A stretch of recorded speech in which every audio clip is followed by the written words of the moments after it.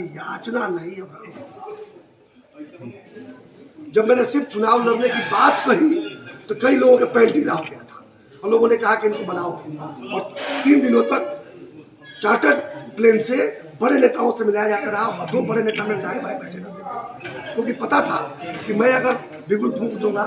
तो नरेंद्र मोदी की सरकार बनना कठिन होता। तो मुझे अवसर मिला और मैंने कोई सौदेबाजी नहीं की, आप लोग गवाह हैं इसके। उसके एवज में मुझे कुछ नहीं मिला, सिर्फ नुकसान मिला। मैंने जाकर पार्टी नेता को बताया कि आपसे जो चूक हुई है उसको सुधारी, और फिर प्रेस कॉन्फ्रेंस करके पार्टी ने माना कि टिकट वितरण में चूक हुई है और उसको कैसे पूरा करेंगे जब बताया गया तो उसे पार्टी को लाभ हुआ और 40 में से 39 सीटें जीत कर यहाँ से गए, जो पहले बैठा कि नहीं। तो मैंने पार्टी को आगाह किया था कि कहाँ उनसे चूक हुई है, और एक हर किसी अच्छे कार्यकर्ता को एक करना चाहिए। मंत्री और मित्र भय में रहता है तो ठीक नहीं होता है। मंत्री और मित्र अगर सही बात बताए तभी मंत्री और मित्र अच्छा कहा जाता है। तो मैंने एक अच्छे मित्र का अच्छे मंत्री का वो एक बड़ी ही मतलब कि एक तरह का कहे तो चकित करने वाली परिस्थितियों में प्रेस वार्ता लगे। आप लोगों को पता होगा कि मैं पिछले टर्म में भारतीय जनता पार्टी के समर्थन से विधान परिषद का सदस्य था और त्रिस्तरीय पंचायती व्यवस्था से मैं चुनकर गया था, और 6 वर्षों से जहां तक मैं समझता हूं मैंने एक उत्कृष्ट कार्य करने का प्रयास किया। कोरोना के कारण जब चुनाव टल गए, पंचायती राज्यों के भी और फिर उसके कारण हमारे भी, तो फाइनली जब लगा कि नहीं चुनाव तो टल गए लेकिन चुनाव हो जाएंगे मार्च अप्रैल महीने में, और जब उनके चुनाव शुरू हुए, नतीजे आने शुरू हुए पंचायती राज के, पहला चुनाव हो गया था माझी और गरखा में। इसके बाद नवरात्रि आई, नवरात्रि के तुरंत बाद से मैं पंचायत जाकर नवनिर्वाचित प्रतिनिधियों को मैंने बधाई देना और सम्मानित करने का सिलसिला शुरू किया, क्योंकि अभी जो बदली हुई परिस्थितियों में जो नया जो ग्राम सभा होगा, नई ग्राम सभा की जिम्मेवारियां कुछ बदलने जा रही हैं। हम लोग के प्रयास से ऐसा हुआ है और एनडीए सरकार के निर्णय से ऐसा हुआ है कि जो पिछले 20 वर्षों में पंचायतों को जो अधिकार मिलने चाहिए थे, जो नहीं मिले थे,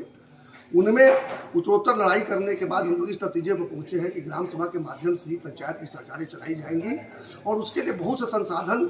तैयार करने का संकल्प लिया गया है। जो अगर आप लोगों को मेरी डायरी मिली होगी तो उस डायरी के अंदर मैंने बड़ा डिटेल में लिखा है, और खासकर पंचायती राज मंत्री ने भी उसको बताने का प्रयास किया है कि किस तरह से उनकी सरकार की हमारी सरकार की ये मंशा है कि बिहार की पंचायतें और पंचायती राज व्यवस्था भारत ही नहीं बल्कि विश्व में एक मॉडल के रूप में जाना जाए। इस दिशा में जाने का प्रयास सरकार कर रही है, उसके पीछे मेरा बहुत बड़ा प्रयास रहा, यह लोग जानते हैं। और अब रह गया था, मैं चुनाव तो ऐसा भी पहले बंद था कि नहीं लड़ूंगा क्योंकि बड़ा मेहनत लगता है इसमें, लेकिन मुझे ये लड़ना जरूरी इसलिए लगा कि यदि मैं एक और टर्म में नहीं रहूँगा तो जो नीतिगत निर्णय हुए हैं उनको धरातल में उतारते समय कुछ और त्रुटियाँ आ सकती हैं, तो त्रुटियाँ न आए, और जैसा हम लोगों की सोच है, जैसा हम लोग निर्णय लिया है, हमारी सरकार ने निर्णय लिया है, बिल्कुल उसी प्रकार से धरातल पर उतारा जा सके। उसलिए एक टर्म के लिए मेरा चुनकर जाना आवश्यक था। मैं सिर्फ चुनाव लड़ने के लिए नहीं लड़ा था, मैं जीत कर जाऊँ और उन निर्णयों को धरातल पर उतारने का प्रयास करूँ, ये मेरा प्रयास है। और यही बातें मैं जाकर पहली बार बधाई देने के साथ साथ मैंने लोगों को बताया, और दूसरी बात जब मैंने देखा कि आधे से ज़्यादा जो संख्या जो है वो महिलाओं की है, लेकिन दुर्भाग्यवश किसी भी सभा में महिलाओं की उपस्थिति बहुत कम होती है, आधी तो होती ही नहीं है।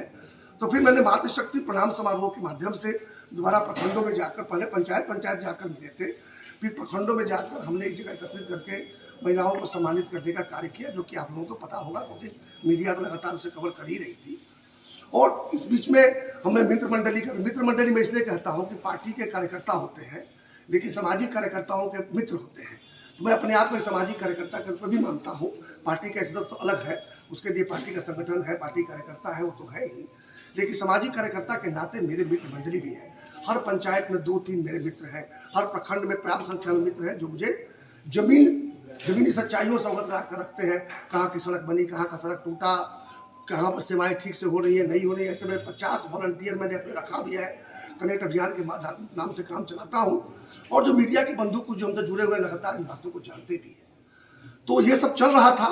और मित्र मंडली के लोगों से भी मैं मिला, सबने बताया कि नहीं सजा बाबू आप जो काम किए बहुत अच्छा काम किए हैं, इसको एक टर्म और लेके आइए, और आप जिस तरह से परिश्रम कर रहे हैं इसको इस लोगों ने बहुत पसंद भी किया है, और ये चल ही रहा था। और मैं 14 तारीख को नामांकन करने की तिथि तय कर चुका था, सारे कागजात तैयार कर लिए थे, जगह कहाँ से करेंगे कर चुके थे, लोगों को सूचना दे चुके थे। तभी अचानक 11 तारीख की शाम को 5:30 बजे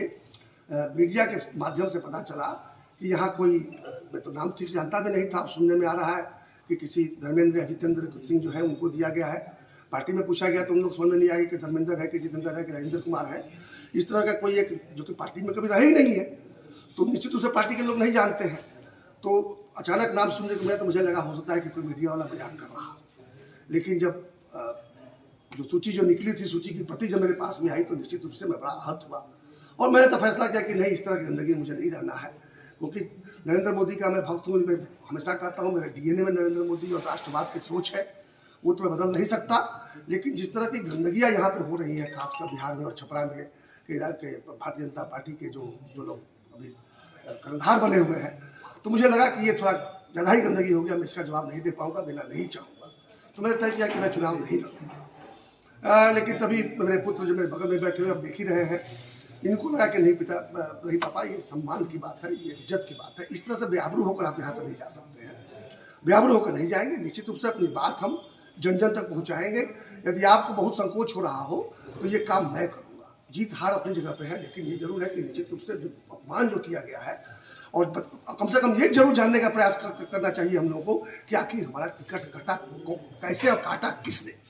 ये जाने बिना हम मैदान छोड़ के चले जाएंगे तो ये फिर दोबारा कोई भी काबिल व्यक्ति, मैं अपने आप को काबिल मैं नहीं मानता, भारत सरकार मानती है, सारा दुनिया मानती है कि जो IIT में पढ़ने जाता है वो काबिल होता है।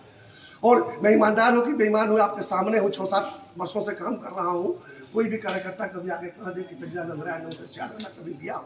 बाकी लोगों के बारे में क्या सुनते हैं मैं नहीं जानता, और नहीं मेरे विरुद्ध ऐसा कोई शिकायत कहीं पे है। तो मैं समझता हूँ कि मैं भ्रष्टाचार मुक्त भी हूँ, मैं साफ छवि भी है, काबिल भी हूँ। तो